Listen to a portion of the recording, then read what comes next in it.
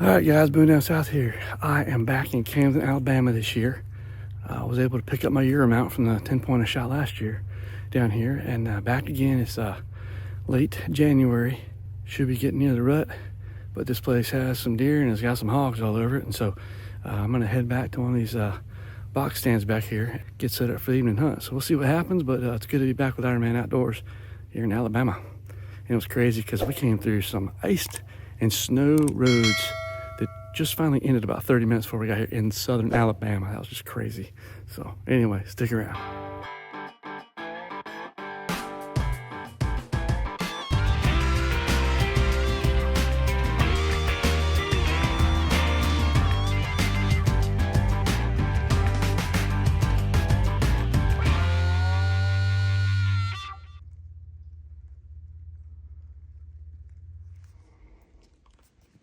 All right, my first setup, I'm in this shooting house. Let me zoom this in. There's a feeder out here. And they say a lot of bigger deer are seen in this spot. But I'll look behind me here real quick. Back there's where I walked in from. And there's a whole bunch of hog rooting out there too. So hog or deer, I don't know. So we'll see how this plays out.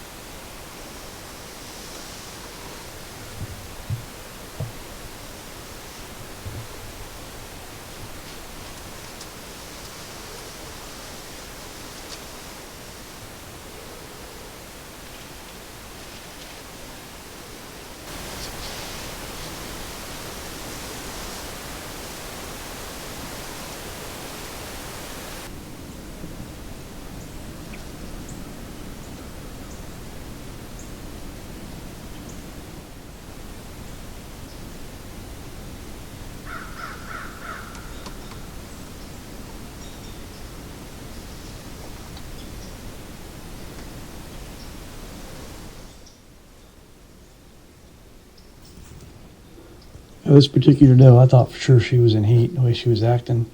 And I thought for sure she came out of this thicket. I thought for sure there'd be a buck behind her. Didn't happen. But after she came out, I caught something out the left window. And it was this other buck come in that was just a spike. But he kind of comes in first, acts like he doesn't know what, doesn't care a thing in the world, and then he follows her off. But I thought for sure there was going to be a nice buck coming in after her.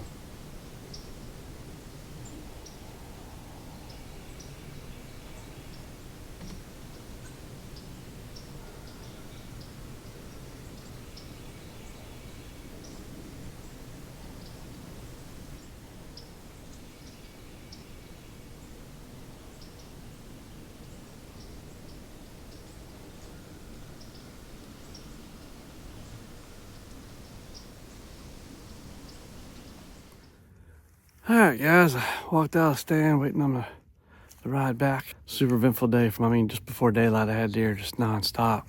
Cutting across that little field in front of me, going to the feeder.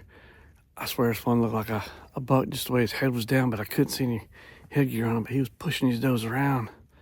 So I don't know, but I'm sure a lot of the same deer I saw, but I saw at least 20 and a bunch of turkeys came in. So it was a pretty eventful morning. So cold, very cold this morning. I think it was 24 degrees when we got out here. So anyway, we're gonna go back and we're doing a draw for what stands we're gonna get for the evening hunt.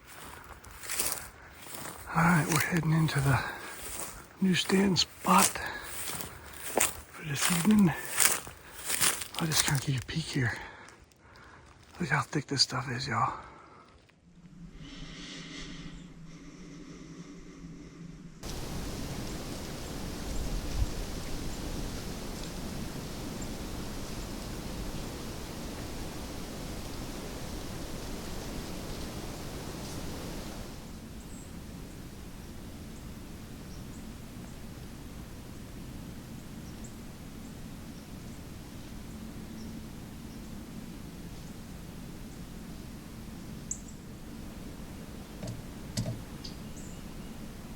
This buck initially came out in the very back of this field and walked left to right. I thought it was going to turn, come to the feeder, so I never pulled up my binocular scope to check it out.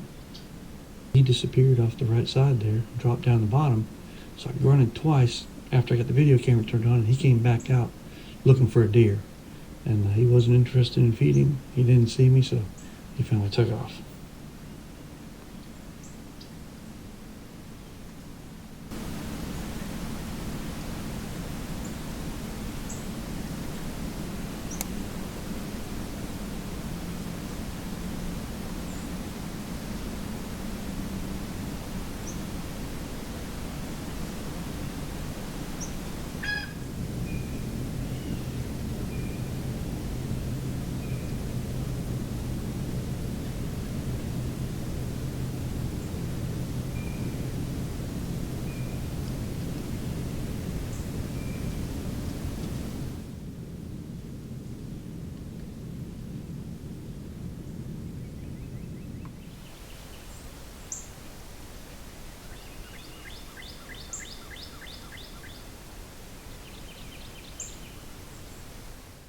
All right, guys, today's the last day of our Ironman Outdoors hunt in Alabama, and we just had a fantastic trip.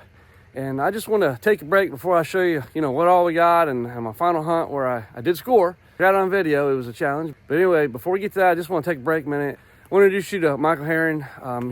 This is his second Ironman trip. His first one was actually a few weeks ago. And I just kind of want to, he's just got some thoughts of what these Ironman events kind of mean to him, and what they're like, because this is not your regular hunting trip. It's not. It's so much more. So I'm gonna let Michael speak for a minute and just kind of share that with you guys, so you guys kind of get a feel for what's going on in these Ironman outdoor retreats. Hello, men. As Ken said, my name is Michael Herron. Through these Ironman trips, I have experienced some things I want to share with you guys. Life happens to us men, and truth about it is, I think we have surface conversations a lot. We have conversations that maybe don't get to express what we're going through a lot. In Ironman, that's what I found to be the most attractive part. Yes, we're hunters. We love to hunt. We love the outdoors. But these retreats are around men who have lived some of the things that we live, been through some of the things we've been through, and all walks of life. And it's shocking that we can come together, we can have conversations, and through that we can glean some wisdom, and we can glean understanding, which is a new for me, because someone's already been through this, and I can understand that, hey, there's an end. But the biggest thing about the Ironman conversations, they're manhood discussions, they call them, and that's appropriate. is that we have depth to conversation, not the subsurface, not the surface conversations, but true depth. And through that, there's some real freedoms because you can come together with a group of men, no judgment. Men sharing with men trying to take off the camo, as they call it, to drop those walls, to open up and to express what's going on and try to get some help that you wouldn't get in another setting. I go to church, I love the folks in my church, I have conversations with them, but it's small conversations, it's surface conversations. So if you're looking to go hunting and have a good time, this is the place. But if you're looking to go with a group of men and have some conversations that get true depth and just experience through them what they've experienced and gained from their wisdom, then this is absolutely the place. I would recommend Ironman. As Ken said, I was in a retreat a couple weeks ago. I'm going on another retreat in about 6 weeks, and I'm not looking forward to the hunting, as crazy as that sounds, because I'm a hunter. But I'm looking forward to the men in the group and sitting around and delving into what God wants us to be as men. I'm Michael Heron from Asheville, North Carolina. I'll see y'all one day on the Ironman hunt. All right, guys, tonight's the last night of the hunt. And I'm heading into a stand where there's a lot of pigs normally. And I was advised to walk in carefully and slowly. Wearing my hex. I'm a big believer in hex, guys. You can watch my playlist on that. It will stuff worse. So I'm gonna see if the hex might help me if there's hogs already out here feeding, because there's a high odds of that. So anyway, we're gonna try to get a hog tonight and see what happens. So just look how thick this all is around here.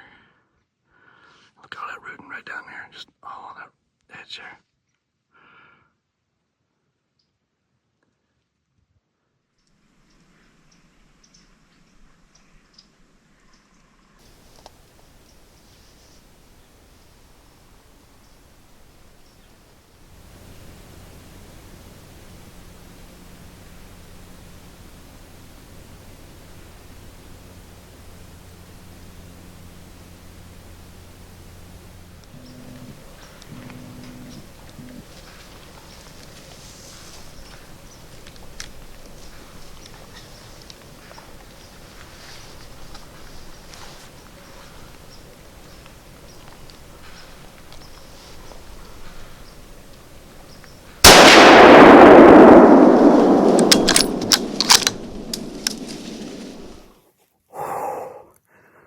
Here we go again. Gosh, we got about 10 minutes of legal light left. And I gotta go to the bathroom so bad. I finally I can't take it anymore. I literally stood up and all of a sudden I hear a grunt and the pigs all come out. I'm like, oh my gosh. Now I'm standing facing off the stand. I gotta ease back down. And more of them came out, and anyway, I took the shot. They all scattered. I'm not sure which way it went. So hopefully I got a good shot on it, and we'll see. And there was 2 shots earlier. Ed got 2 pigs tonight also. Hopefully we'll find this one in a little bit here. We'll see, but hopefully I'll get it, and thank God. What a hunt this has been. All right, guys, Ed just showed up to pick me up, and that's where she was standing. Looks like there's some fresh lung there too. As I kind of walked around here, where was that blood at? Here we go. Where she did a circle here, and we're just gonna kind of follow this up. I saw her run in the woods. I watched the camera, so I'm thinking it's a good hit with the blood that I'm seeing and what I saw there. And I got a pretty straight path right over here. Right over here. Yeah, I got good blood, Ed. That's good. That's good blood here. What we should probably do is go get yours and then come back here to give this one time just in case. Okay. That'd be the safer thing, I think, don't you? Yeah. Let's just see where. All right, we're tracking this pig now. And the last place is right there. Yeah, right there. Right here. Yep. Hopefully it doesn't go too far. We started off with good blood, now it's kind of getting spotty. Here it is right here. Right there. Well, that's a good light you got there. Yeah. It's a flounder light. 2 blood. All right.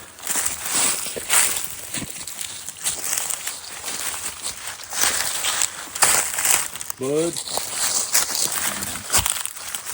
That was you, Ed? Yeah, but And nobody's got a gun, huh?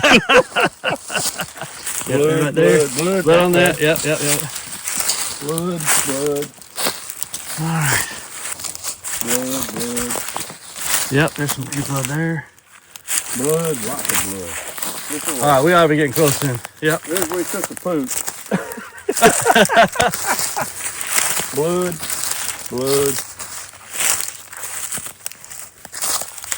Yep. Right here is it. What else is it? Blood. There ought to be laying there somewhere. Blood. I got my slipper on now. I don't know if it went that way or this way. All right, there we go. Oh, yeah. There she is, right there. All righty. Awesome. She's good and dead. That was a good shot, too. Thank you, sir.